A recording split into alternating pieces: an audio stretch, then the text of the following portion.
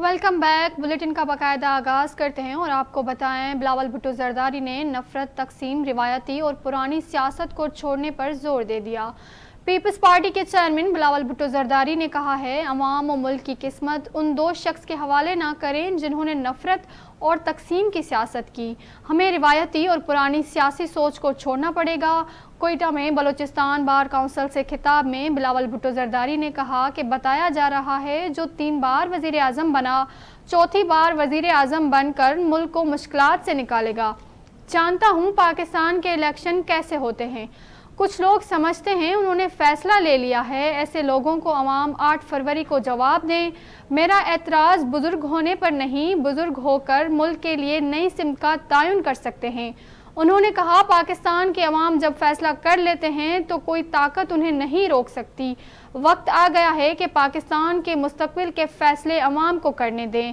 Chairman Peoples party کا کہنا تھا بلوچستان کے عوام سے درخواست ہے 8 فروری کو ان کو سرپرائز دیں جنہوں نے اپنا فیصلہ لے لیا ہے۔ ملک کی قسمت ان دو شخص کے حوالے نہ کریں جنہوں نے نفرت اور تقسیم کی سیاست کی۔ ہمیں روایتی اور پرانی سیاسی سوچ کو چھوڑنا پڑے گا۔ ہم نفرت، انا اور تقسیم کی سیاست کو دفن کر کے آگے بڑھیں گے۔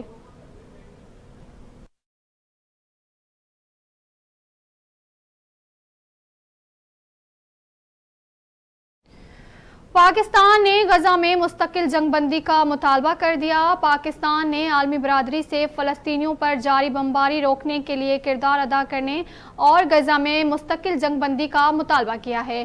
ہفتہ وار بریفنگ میں ترجمان دفتر خارجہ نے مقبوضہ کشمیر کی صورتحال پر بات کرتے ہوئے کہا مقبوضہ کشمیر میں ورلڈ کپ کے دوران خوشی منانے والے کشمیری نوجوانوں کو گرفتار کیا گیا۔ کشمیر میں بھارتی مظالم جاری ہیں۔ بھارت مقبوضہ کشمیر میں ریاستی دہشت گردی بند کرے۔ فلسطین کی صورتحال پر ترجمان دفتر خارجہ کا کہنا ہے پاکستان کو نہتے فلسطینیوں پر دوبارہ بمباری کے آغاز پر سخت مایوسی ہوئی ہے۔ اسرائیل کی جانب سے جاری جنگ جرائم پر دنیا کو بات کرنی چاہیے۔ اسرائیل کی جانب سے اسپتالوں، عبادت گاہوں اور تعلیمی اداروں پر حملے کیے گئے۔ پاکستان اسرائیل کے طبی مراکز پر حملوں کو بھی عالمی تحقیقات کا مطالبہ کرتا ہے۔ ملک بھر میں قومی اسمبلی کی 6 نشستیں کم ہو گئی۔ الیکشن کمیشن نے عام انتخابات کے لیے حلقہ بندیوں کی حتمی فہرست جاری کر دی۔ الیکشن کمیشن کے مطابق ڈیجیٹل مردم شماری کے تحت حلقہ بندیاں مکمل کی گئی اور انہی کے مطابق حلقہ بندیوں کی حتمی فہرست جاری کی گئی۔ فہرست کے مطابق قومی اسمبلی کی جنرل نشستوں کی تعداد 266 ہو گئی۔ پنجاب میں قومی اسمبلی کی 141، سندھ میں 51، کے پی کے میں 45 جبکہ بلوچستان میں قومی اسمبلی کی 16 نشستیں ہوں گی۔ الیکشن کمیشن کے مطابق وفاقی دارالحکومت اسلام آباد میں قومی اسمبلی کی 3 نشستیں ہوں گی۔ حلقہ بندیوں کی فہرست کے مطابق پنجاب اسمبلی میں جنرل نشستوں کی تعداد 297، سندھ اسمبلی میں جنرل نشستوں کی تعداد 130، کے پی کے اسمبلی میں 115 اور بلوچستان اسمبلی کی جنرل نشستیں 51 ہوں گی۔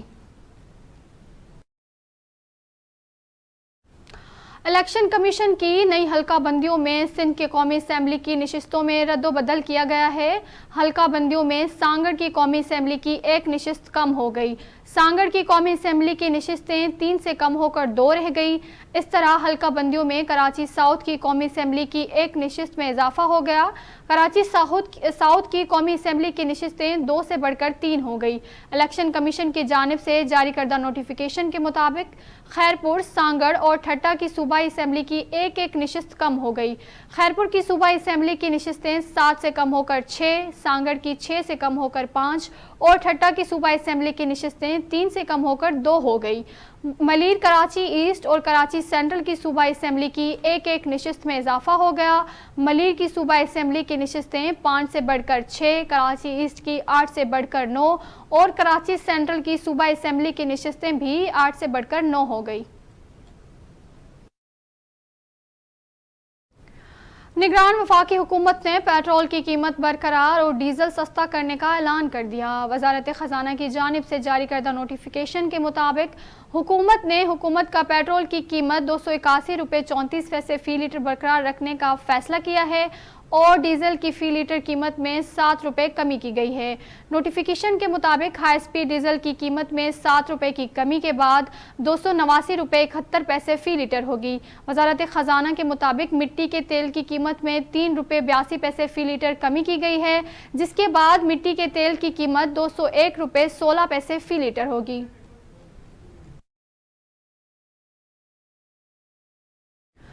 سندھ کابینہ کی جانب سے 9,901 اسکولوں کی مرمت کے لیے 3.3 ارب روپے کی منظوری دی گئی ہے۔ نگراں وزیر اعلیٰ سندھ مقبول باقر کی سربراہی میں سندھ کابینہ کا اجلاس منعقد ہوا۔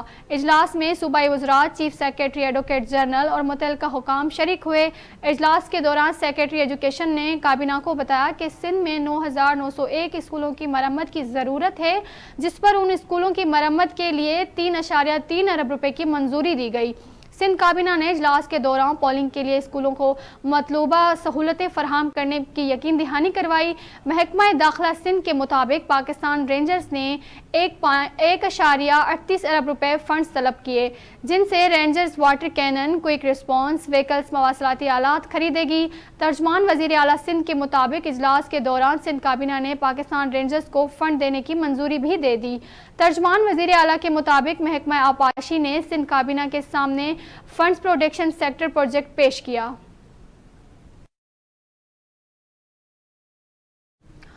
کراچی میں سب سے پہلے اور بڑے سولر پینل پارک کی تکمیل آخری مراحل میں۔ کے ایم سی کے تحت کڈنی ہل پارک میں سولر پارک قائم کیا جا رہا ہے۔ سولر پینل کڈنی ہل میں واٹر فال اور خوبصورت لائٹس کی ضروریات کو پورا کرے گا۔ میئر کراچی بیرسٹر مرتضی وہاب کا کڈنی ہل پارک کا دورہ۔ میئر کراچی بیرسٹر مرتضی وہاب نے منصوبے کو سراہا۔ مرتضی وہاب نے کہا کڈنی ہل میں 100 kVs کا سولر پینل لگایا گیا ہے۔ منصوبہ اگلے 2 سے 3 ماہ میں مکمل ہو جائے گا۔ میئر کراچی بیرسٹر مرتضی وہاب کو بریفنگ میں بتایا گیا کہ کڈنی ہل میں واٹر فال اور لائٹس کے لیے 50 kV کی ضرورت ہے۔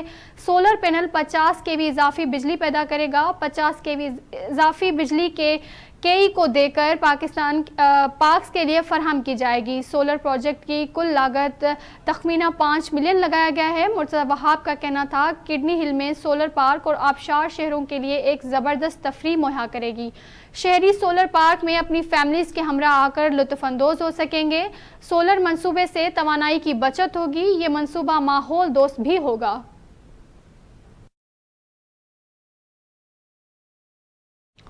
کوئٹہ میں یوم تاسیس کے جلسے میں شرکت کے بعد نوشہرہ فیروز کے جیالوں کی گاڑی شکارپور کے قومی شاہراہ جنوبی بائی پاس کے مقام پر الٹ کر کھائی میں جا کر گری، جس کے نتیجے میں کار میں سوار تمام 5 افراد جاں بحق ہو گئے۔ شکارپور پولیس کے مطابق حادثہ تیز رفتاری اور شدید دھند کے سبب پیش آیا ہے۔ پولیس نے لاشوں کو سول اسپتال منتقل کر دیا۔ حادثے میں جہاں بحق افراد کا تعلق سندھ کے ضلع نوشہرہ فیروز سے ہے اور وہ پیپلز پارٹی کے یوم تاسیس پر کوئٹہ کے جلسے میں شرکت کے بعد واپس نوشہرہ فیروز جا رہے تھے۔ 4 جاں بحق افراد کی شناخت مظفر بھٹو، امتیاز ماچھی، علی مراد سہتو، گھوٹو تگڑ کے نام سے ہوئی ہے۔ چیئرمین بلاول بھٹو زرداری کا حادثے میں پیپلز پارٹی تعلقہ نوشہرہ فیروز کے صدر 5 جیالوں کے جاں بحق ہونے پر اظہار رنج و غم۔ خلیج عدن میں پاکستانی تجارتی جہازوں کی سیکیورٹی کے لیے کے پی ایس تغرل کو تعینات کیا گیا ہے۔ ترجمان پاک بحریہ کے مطابق پی این ایس تغرل تعیناتی کا مقصد پاکستانی تجارتی بحری جہازوں کی حفاظت کو یقینی بنانا ہے۔ پاک بحریہ کے ترجمان کا کہنا ہے کہ جنگی جہاز ریجنل میری ٹائم سیکیورٹی پیٹرول پر فرائض سر انجام دیتے ہیں۔ ترجمان نے بتایا کہ پاک بحریہ سمندر میں امن و امان کے قیام کے لیے کمانڈ میری ٹائم فورسز کی تحت کام کرتی ہے۔ ترجمان کا یہ بھی کہنا ہے کہ پاک بحریہ خطے میں بحری امن و امان برقرار رکھنے کے لیے قومی ذمہ داری سے بخوبی آگاہ ہے۔